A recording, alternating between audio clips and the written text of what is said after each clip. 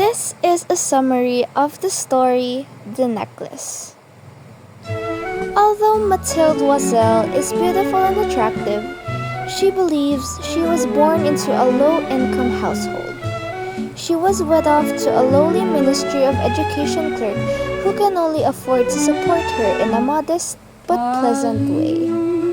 Mathilde is quite aware of the weight of her poverty. She laments her lot in life and spends countless hours daydreaming of a life filled with extravagance. She dreams of an opulent feast served on expensive china and enjoyed in the company of wealthy guests as her husband expresses his delight at the tiny, modest supper she has prepared for him.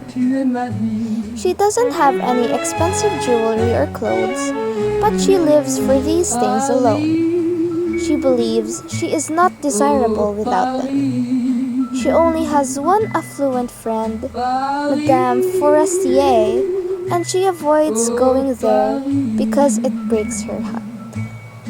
One evening, her husband arrives home with an official party invitation from the Ministry of Education. He expects Mathilde to be overjoyed at the prospect of attending such an event, but instead, she becomes immediately upset and starts to cry. She informs him through her tears that she has nothing to wear and that he can invite one of his friends instead, whose wife can afford better attire. Her spouse is incensed by her response and inquires as to the cost of a suitable dress. After giving it some thought, she assures him 400 francs would be sufficient.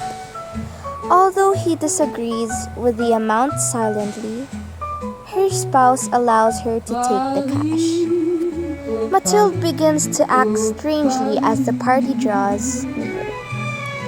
She acknowledges that her lack of jewelry is what's behind her actions. She declines Monsieur Loisel's suggestion that she wear flowers. He begs her to go to Madame Forestier so that she can borrow anything. Mathilde chooses a diamond necklace when Madame Forestier agrees to let her borrow some of her jewelry. She feels indescribable gratitude for Madame Forestier's kindness. Mathilde laments the end of the night when they eventually go home. She finds that her necklace is no longer around her neck as she takes off her wrap.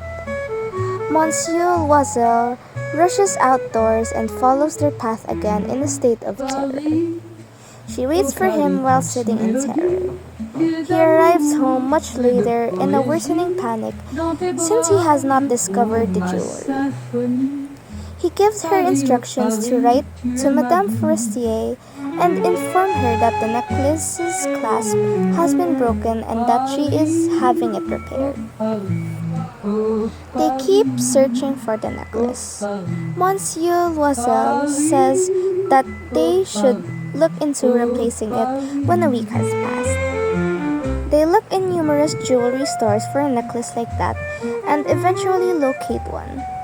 Although the jeweler promises he will give it to them for 36,000, it costs 40,000 francs.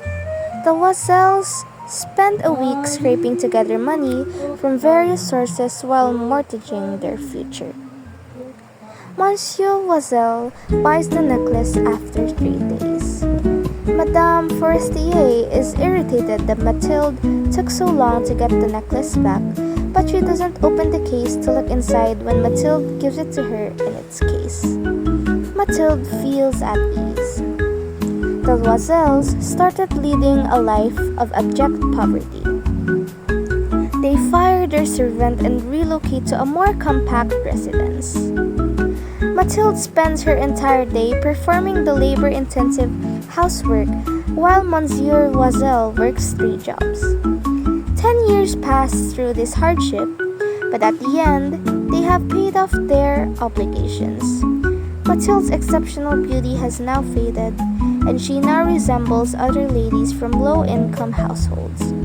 They have suffered through these years of adversity, and they're now worn out and permanently destroyed. On a Sunday, Mathilde sees Madame Forestier when she is out for a stroll. She approaches her and extends greetings while feeling emotional. Madame Forestier is unable to resist but remarks that she appears different when Mathilde identifies herself because she does not recognize her. The necklace was lost, replaced, and worked on for 10 years to pay off the debts, Mathilde adds, adding that the change was on her account. Madame Forestier claps her hands together at the conclusion of her tale and informs Mathilde that the original necklace was only custom jewelry and had no real value.